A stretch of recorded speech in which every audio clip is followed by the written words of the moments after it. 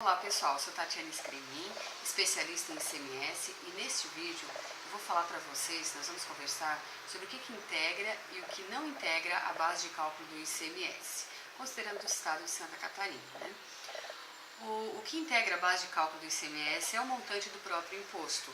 A questão dele estar destacado na nota fiscal é mera informação e também para controle do fisco e dos interessados, do remetente, do destinatário da mercadoria. Mas, embutido no preço da mercadoria, já consta aquele ICMS. Então, se o produto está a R$100 e tem 12% de ICMS, se o produto está a R$100 é porque já foi considerado R$12 de ICMS naquele preço final do produto. Então, o ICMS ele integra a própria base. Também integra o ICMS, a base de cálculo do ICMS, é tudo que for cobrado do destinatário, por exemplo, seguro, juros ou qualquer outra importância cobrada do destinatário, uma despesa, outras despesas acessórias, por exemplo, uma garantia estendida, a não ser alguns estados específicos que tenha excluído isso da base de cálculo, mas em geral não é excluído.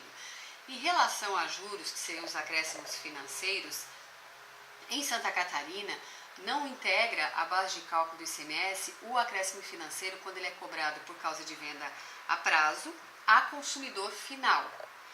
Mas para o acréscimo financeiro que não integra a base de cálculo do ICMS, nessa venda a prazo para consumidor final, ele tem que ser considerado o seguinte: em cada operação esse acréscimo financeiro, a base de cálculo, aliás, da operação, ela não pode ser inferior ao valor da entrada da mercadoria, lá da época da compra, acrescido da margem de lucro, constante lá na Ordem de Serviço Normativa número 1 de 1971. E além disso, o acréscimo financeiro que é excluído da base de cálculo, ele tem um limite fixado na portaria 266 de 2012. Então, o que não se enquadrar nessa situação, ou seja, está fora do limite previsto na portaria 266 de 2012, ou ainda o valor acaba ultrapassando o preço da entrada mais a margem de lucro constante na Ordem de Serviço Normativa número 1 de 71, aí o acréscimo financeiro ele vai integrar a base de cálculo do ICMS. E quando o acréscimo financeiro é cobrado de uma empresa que não é consumidora final, ou de uma pessoa que não é consumidora final, ele vai integrar também a base de cálculo do ICMS. O desconto sob condição, ele também integra a base de cálculo do ICMS. O que seria o desconto sob condição? O desconto sob condição seria assim: a empresa dá um desconto daquela venda se o cliente pagar para ela com uma determinada condição, ou seja, por exemplo, se você pagar até o 5º dia útil, você tem 5% de desconto, mas o cliente pode ou não pagar até o 5º dia útil. Então, neste caso, o desconto, ele nem aparece no documento fiscal, ele aparece lá no boleto, Se cumprir a exigência, ganha o desconto, se não cumprir, não ganha. Então, neste caso, ele integra normalmente a base de cálculo do ICMS. Na verdade, ele nem aparece no documento. Então, se eu vendi a R$100 e o cliente pode pagar 95, se pagar até o 5º dia, o documento fiscal vai a R$100 e a base de cálculo do ICMS também vai ser a R$100. Não tem nada que exclua. Agora, no caso do desconto incondicional, é aquele que já é colocado na nota fiscal para agradar o cliente ou porque o produto está em promoção. O desconto ele não tem uma condição futura para ocorrer, ele acontece na hora da venda. Aquele desconto incondicional ele não integra a base de cálculo do ICMS. Então, se o produto foi vendido a R$100 e teve R$10 de desconto no documento fiscal, é cobrado do cliente R$90. E neste caso, a base de cálculo do ICMS é R$90. Aí ele é excluído, Esse desconto incondicional é excluído da base de cálculo do ICMS. É incluído, também integra a base de cálculo do ICMS, o frete, quando ele é cobrado pelo fornecedor de seu cliente.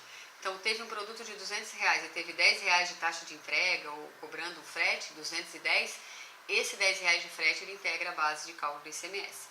Aí você pode perguntar, mas vai integrar 2 vezes se eu contratar uma transportadora? Depende da situação, sim, porque o que vai acontecer? Vai ser contratada uma transportadora, a transportadora vai emitir o conhecimento e está ocorrendo um fato gerador que é o serviço de transporte.